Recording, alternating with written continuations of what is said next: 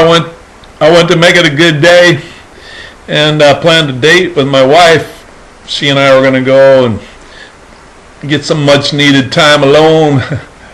And a young man in a Ford 250 pickup hauling a trailer from the right side of the road suddenly came out into our path with no time to stop.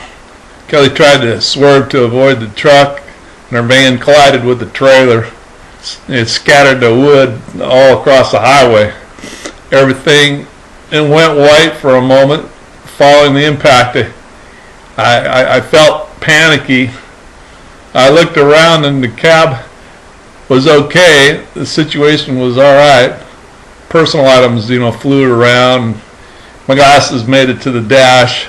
Looked over at Kelly. She was kind of slumped over a little bit, and she was conscious, and I said, "Are you okay?" And she said, "I can't move my arms." And for a moment, I thought maybe she had a neck injury. First witness that came to the van, by God's grace, was a nurse, and she was able to get the door open. I don't know how the doors were locked, and she would talk Kelly down until the paramedics and fire trucks got there.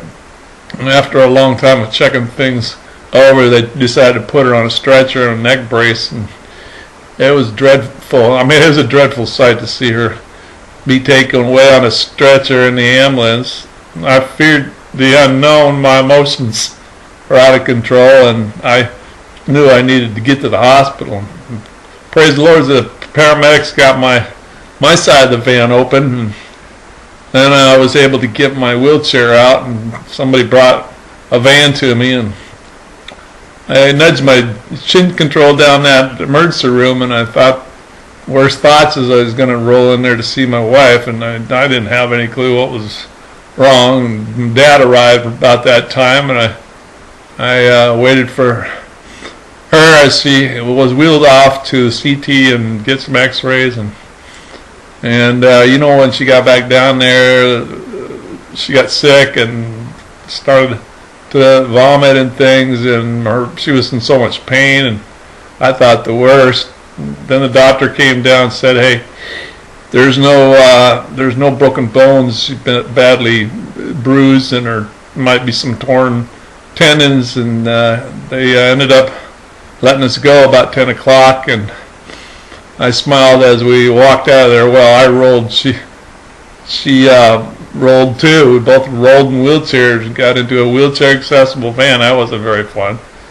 The following day, I'm trying to deal with all this. My wife is in bed on painkillers, and I had to go get my van and sign some paperwork because my van was pretty well messed up, and got to it and saw the crash, relived the situation, and Margaret, my secretary, was one that ended up driving me.